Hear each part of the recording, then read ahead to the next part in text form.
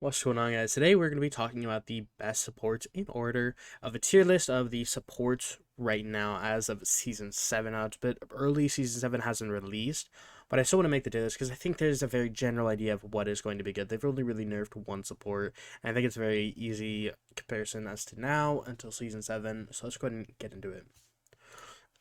As of Season 7, there is going to be S, A, B, C, and F, and this is going to be the tier list for most of my videos. I usually don't include a D tier, because I think it's a very weird tier. Also, sorry, I am sick. That's the reason I haven't been posting, but I wanted to try and get a video out today. But I think this is a very good format. I don't think D tier is a very, it's very weird. It's like niche, but also good, but also situational, etc. So we're just going to go F, C, B, A, and S. And I want to start off with Janos. Right now, Janos is actually, I think, pretty good. As a solo healer, which is the meta right now, he does very well, especially with Luminary. He has a lot of utility with his Void Grip, while also being able to have very good mobility with his C. I don't know what button, whatever his movement ability is. He has very good mobility, very good mitigation too with some of his cards. His ultimate's a very good zoning tool and can win a fight, but usually you don't really get much value out of it.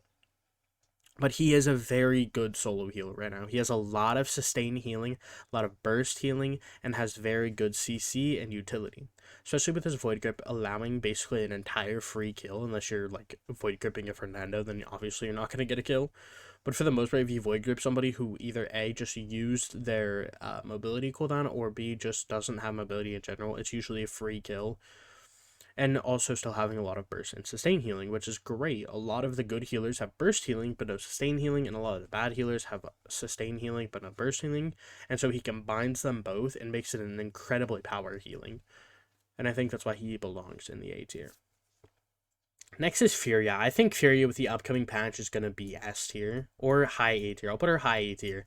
I think S tier is reserved for the absolute best of the best, and I actually don't think there's going to be an S tier support coming up in the beginning of Season 7. Anyway, Furia has a very game-changing ultimate, allowing your entire team to deal out so much more damage while having immense amount of healing, good CC, high damage, and a very, very good getaway ability. Her dash allows her to do so much damage, also being able to cast your Pyre Strike immediately after, basically allowing if you get a free kill, if somebody does that, try to dive you. She's a very hard support to dive while outputting a lot of healing, a lot of damage, and a very game-changing ultimate. I think that's why she belongs at the top of A tier. Now, Damba going up into Season 7, I think a lot of people still think is F tier, but I really don't think so. I think he's a C tier support. I think once you learn how to position and how to really properly mid-max your abilities, you're going to see how strong Damba can get. He has one of the most impactful ultimates, being able to either zone an entire team off, or just being able to get a massive fear off to allow your team to win the fight, while also having a good burst heal, especially if you use his first talent, while also having really good sustain healing and a very good dash. His dash is also modified by cards where you can make the distance go farther. He's completely immune during his dash, so as long as you're positioning well, then your dash is going to buy you a lot of immunity. But if you're not positioning well and then you use your dash into some random direction, you're obviously gonna die. You don't really have that great of healing because obviously sustain healing is bad late game. Early game sustain healing is really good. So if you could win this early game and transition into late game where your burst healing is a bit better while having Chronos 3, so your burst healing is up more often, and then you have a very good zoning ultimate. I think he can be quite well. He can do quite well. But I think there are other situations where he just gets kind of ran through. If it's a bad map for positioning on support, he's obviously not going to be your best pick. Somebody who is a lot safer, such as Furia or Io, is going to be a lot better. But for the most part, I think Damba's weaknesses are very weak, but his strengths are not as strong as other characters. Pip. I think Pip is very solid. I don't think he's any higher than B tier, but I think he's a very solid character. He has very good healing, he has very good utility, especially within his catalyst, and he has very high damage output, as well as a very good ultimate. So ultimate can be very good for really disrupting a fight, and then being able to sustain your teammates with Mega Potion, having that very large burst heal, and especially if you can get it on multiple people, it's a very game-changing healing. As well as being able to get out and into places quickly with his modified jump, whatever his movement ability is. And then his Catalyst slowing people down for very good utility. I think he's very mediocre support. I don't think he does everything too well or nothing too well, which is why I think he's just a mediocre support right now. Grog. Grog's a very tough one to rate, and I think he goes above Madamba to the top of C tier, if not very, very low B tier, but I think I'm going to put him at the top of C tier. He lacks in healing right now because of how good Cauterize is. 90% Cauterize late game makes your healing basically do 80 a second instead of 800, so it's very bad sustain healing. But then if you go to Totemic Ward, then your Totemic Ward sustain healing isn't really doing much either because 90% Cauterize is insane.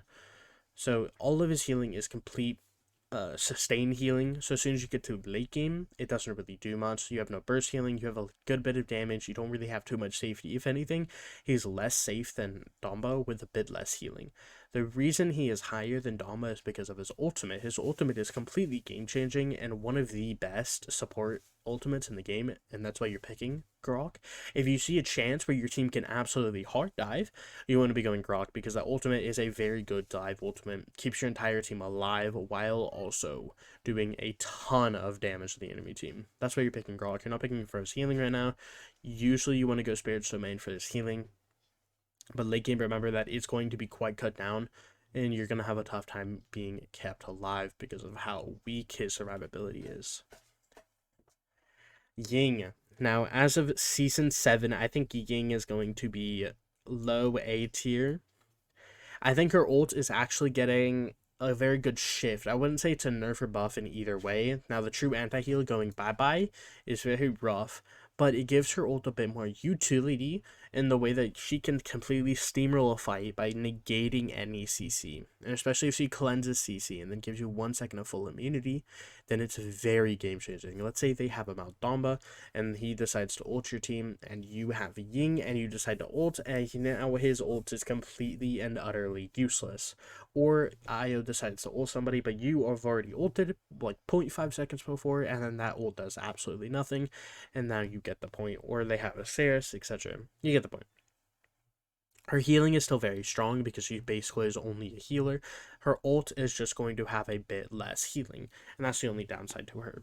Other than that, I still think she's a very strong support. I don't think she needs too many nerfs other than that ult nerf, but I think as of Season 7, she's going to be a still very strong support. Io. I think Io's a very top of B tier support.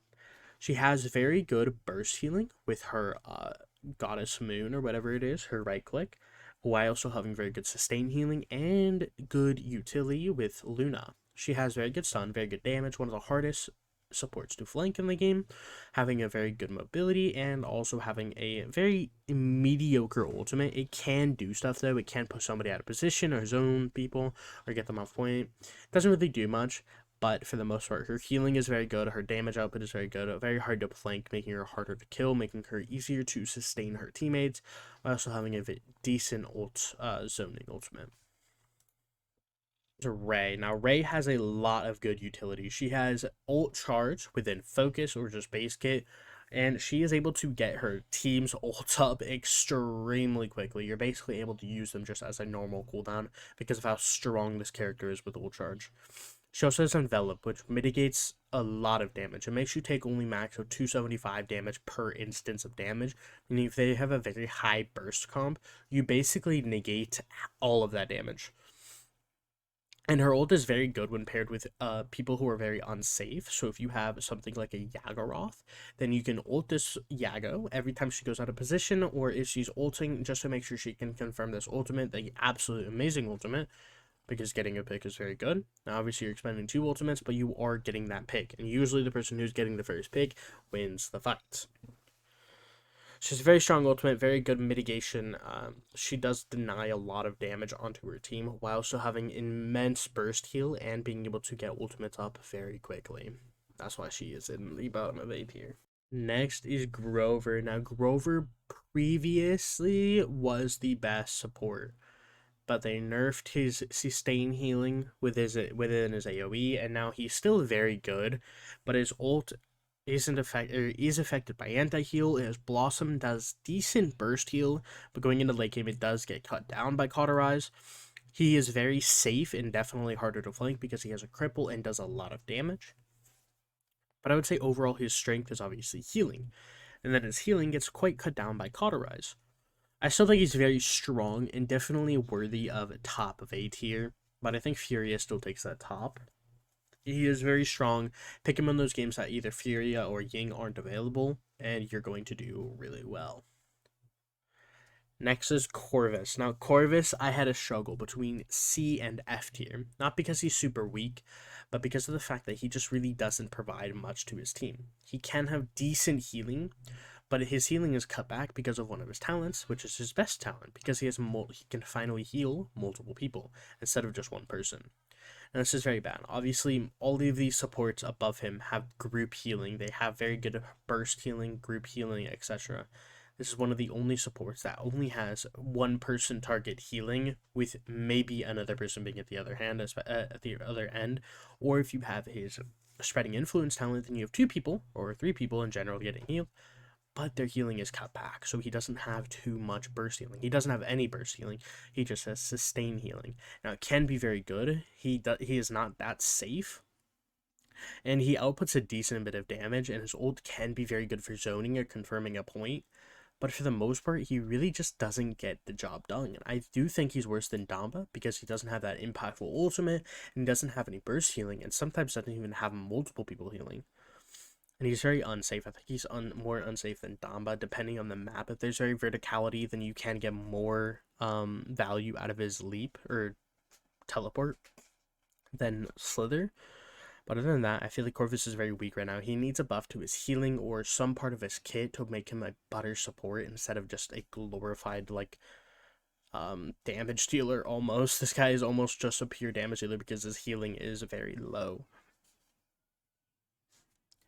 Next is Sarus. Now, Sarus goes straight into F tier. I don't think this character is good at all. As soon as you learn how to play against her, she's very, very easy to deal with. Obviously, resilience counters are very hard, but her sustain healing just goes into the absolute gutter late game. She doesn't really have too much safety. Her shadow fail is good, but it is channeled. You can really pick this character off every single time you see her channeling anything. It takes her a second to get her, to get anything back after she's casting her M1, which is just her basic attacks. While also, if you see her casting her Ren Soul or her healing, then you can just go on her and she can't do anything during that time. It's really hard to cancel unless you just right click again.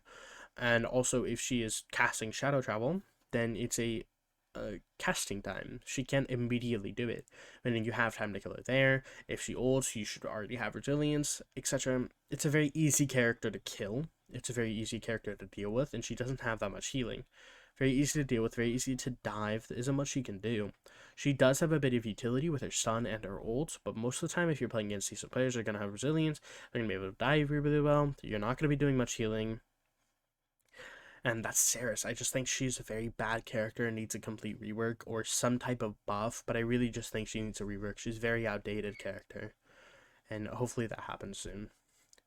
Now, Lilith. I think Lilith is still quite strong. I think she goes to the bottom or mid of A tier.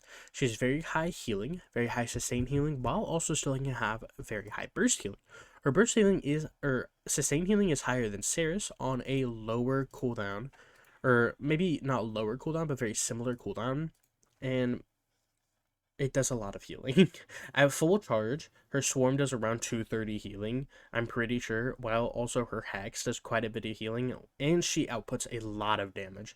She's very good safety, instant cast sleep, and her ultimate is probably the best support ultimate in the entire game, allowing her entire team to get unaffected anti-heal, and for her to get higher regen on her blood health, meaning she's able to heal a lot more, cast more hexes, etc. Very strong healer. She just does lack in that burst healing department, where late game it's going to be a bit harder to sustain your team during the fight, but it's still possible because her sustain healing is quite high, and also because her ultimate is just that strong. That's going to be my support tier list as of Season 7. Again, I don't think there's any S tier supports unless you think Furia is an S tier support, then maybe we could talk about that. Well, let me know in the comments below if you guys have any opinions or want to see any videos like this. Let me know in the comments below. Anything you would like to comment about this video, let me know. If you didn't like it, drop a dislike. It does help me out. If you guys did like it, let me know by liking the video. If you guys want more content like this, go ahead and drop a sub, and I'll see you guys on the next one. Peace out.